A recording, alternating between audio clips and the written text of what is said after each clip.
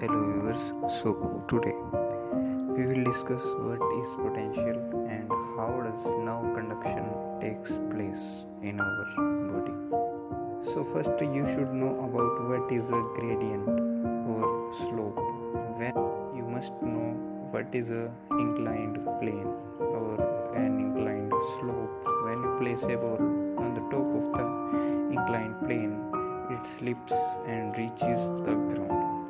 So, a gradient is pre-required for the ball to come down, or when the water flows, it flows from higher height to lower height.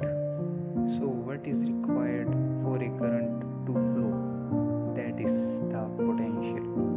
A current moves from higher potential to lower potential, that is, then water flows from higher height to lower height. The current flows from higher potential to lower potential. Let's first take the definition of potential.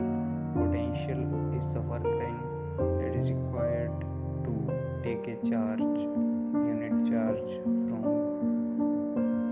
infinity to a place. So that's why a potential difference or a voltage difference is pre-required for the flow of current that you observe in a cell.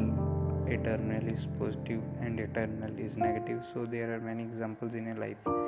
Now let's discuss about the nerve conduction that takes place in our body. Do you know that nerve conduction or a signal from one part to the brain, how does it travel? So it travels through the nervous system. Nervous system consists of nerves.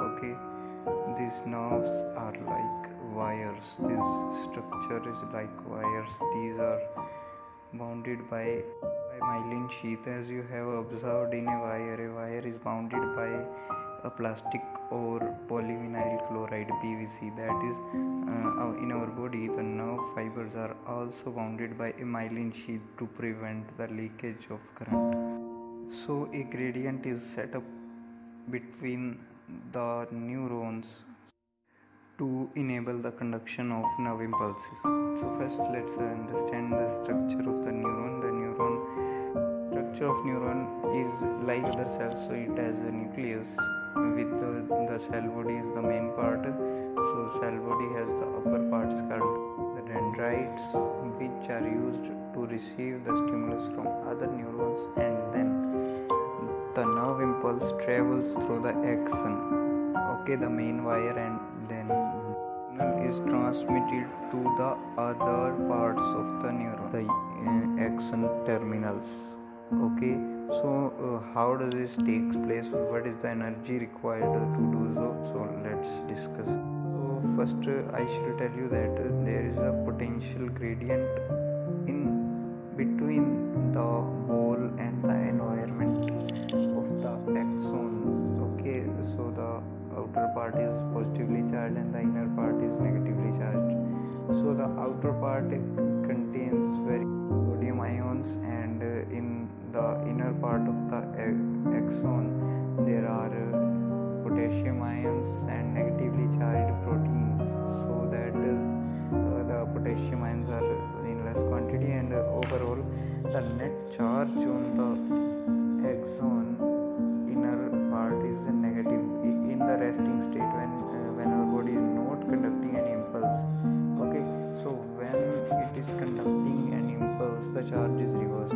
Upper part or the outer part of the axon has a negative charge and the inner part has a positively charged.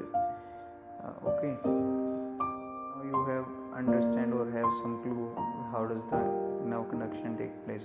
So first realize that a signal has arrived and a neuron is already in a polarized state. Polarized state means on resting state comes the depolarization of the nerve cells. So in depolarization, as I told you, it is reversed. outer surface becomes negatively charged, inner surface becomes positively charged. Then what happens? Positive charge denotes higher potential and negative charge denotes negative potential, lower potential.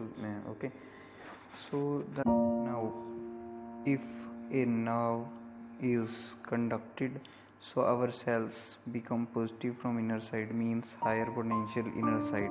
But the nerve has not arrived all the parts of the part in a single. One part of the cell is positively charged, then the subsequent parts of the cell are negatively charged or lower potential. So there is a gradient set up already. So the nerve impulse slowly travels, okay, from positive to negative or higher potential to lower potential. So that was all.